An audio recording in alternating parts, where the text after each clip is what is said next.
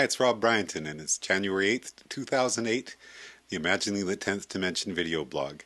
I've talked a lot about Douglas Hofstadter's book, I Am a Strange Loop, and he's a big fan, and so am I, of video feedback.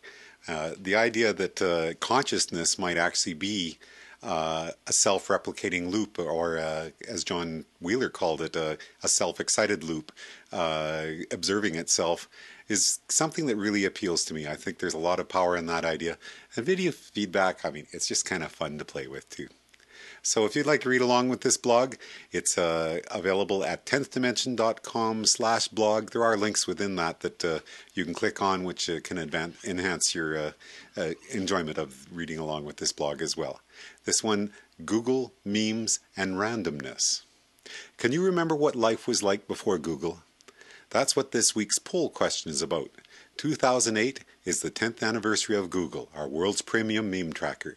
How would you say Google has changed the way you interact with the information that is our reality? As it turns out, most of the responders to that blog poll did say better, more immersive, but it's still interesting to really make people stop and think about that, because it's really affected the way that people interact with reality since Google became a part of our lives. I go on in the blog. As you can see, I'm using language related to this project to ask a question whose answer might seem obvious to some, but the question is an important one.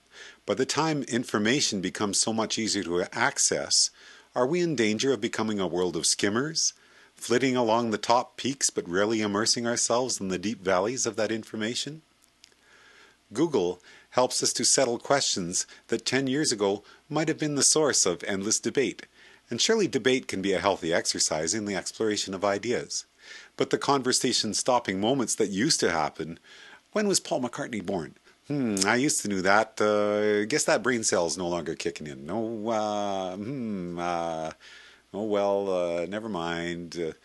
Those have been replaced with a few deftly chosen keywords into the Google search window, and the answer is there for our perusal in 0.14 seconds.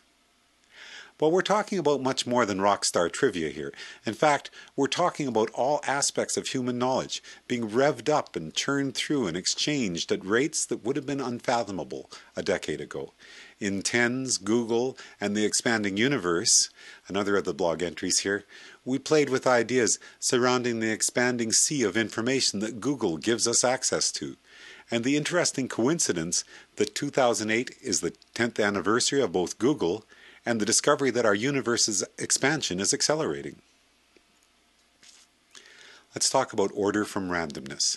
Starting from the quantum mechanics idea of information equals reality, I've been talking about a random set of patterns encoded into the underlying quantum fabric of our reality, and how that randomness works as a satisfactory starting point for imagining the complexity of the universe we're in right now. Randomness is really not the interesting part of the story, though.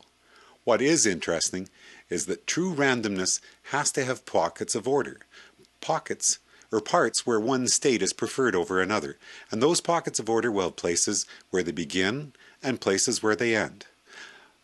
Flipping a coin 100 times will not give you endlessly repeating heads, tails outcomes, nor will it give you 50 heads outcomes followed by 50 tails outcomes, even though, statistically speaking, that is what we would expect our overall totals to be very near for such an exercise.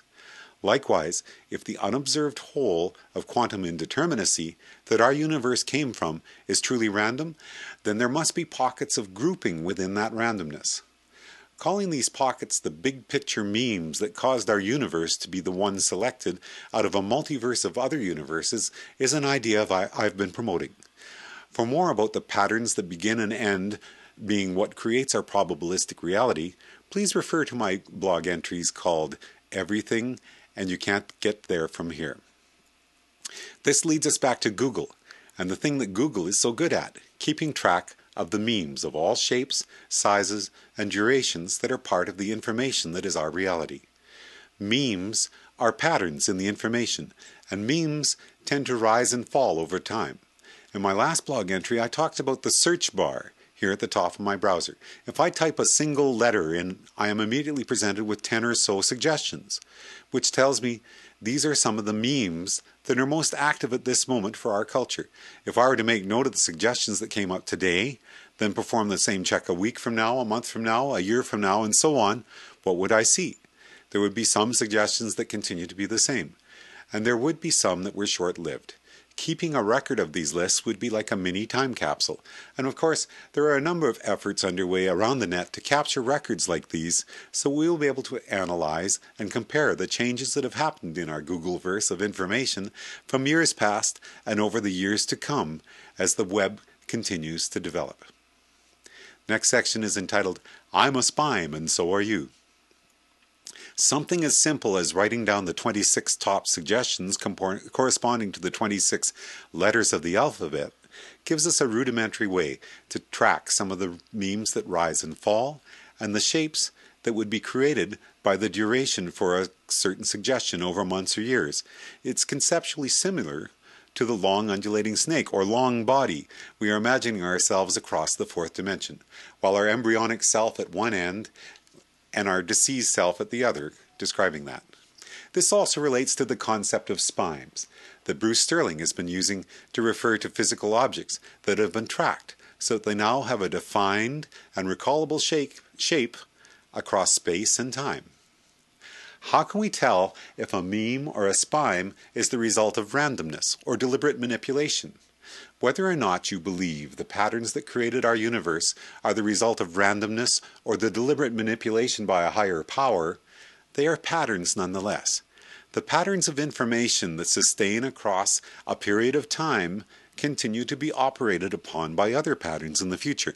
And this concept is very connected to what Richard Dawkins is talking about with his description of the randomness that creates life and evolution. Once something is no longer being acted upon by those processes, it ceases to have any further change. Which leads finally to one of my favorite phrases for this project, that which ceases to change, ceases to exist. Whether you are talking about the formation of our universe, the beginning of life, or the memes that rise and fall, and Google helps us to track, that concept applies. Genes, memes, and spimes. Each is a shape or a pattern across space and time. Those that cease to exist cannot be operated upon by patterns in the information that is our reality from that moment forward. Those that continue to exist can be combined together or modified, sometimes in ways that are improvements that allow them to continue in time still further for even more editing and manipulation, and sometimes in ways that will soon cause them to cease to exist, which is how a sea of information becomes a universe, how a primitive chemical reaction becomes a human being, and how a simple idea can become known throughout the world. There's a PS to this blog entry, June 18th, 1942. But you probably already Googled that if you're interested, didn't you? To finish this entry, I'd like to show a video for one of the 26 songs from this project, and this is about the dancing patterns of information that create our reality. The song is called From the Corner of My Eye. Thank you, everyone. This is Rob Bryanton from Imagining the 10th Dimension. Enjoy the journey. From the corner of my eye, I saw it. I thought I caught a glimpse at the edge of sight. Just a tiny inkling, very hard to see. A flutter like 1,000 wings in flight. In the corner of my mind, I questioned, well, how could there be more than this world of ours? Just a trick of vision, disorder of the mind, a pattern of tiny twirling stars.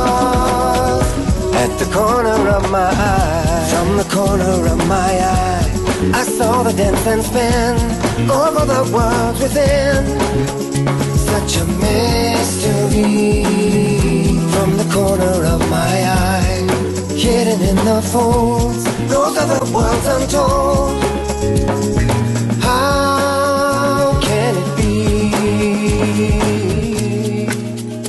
In the corner of my heart, I felt it. Oh, there's so many worlds that we cannot see. Just around the corner, hard for us to turn. Angels dancing endlessly. At the corner of our eyes, from the corner of my eye, I saw the dance and spin over the world within. It's such a mystery. From the corner of my eye, hidden in the phone, those are the words untold.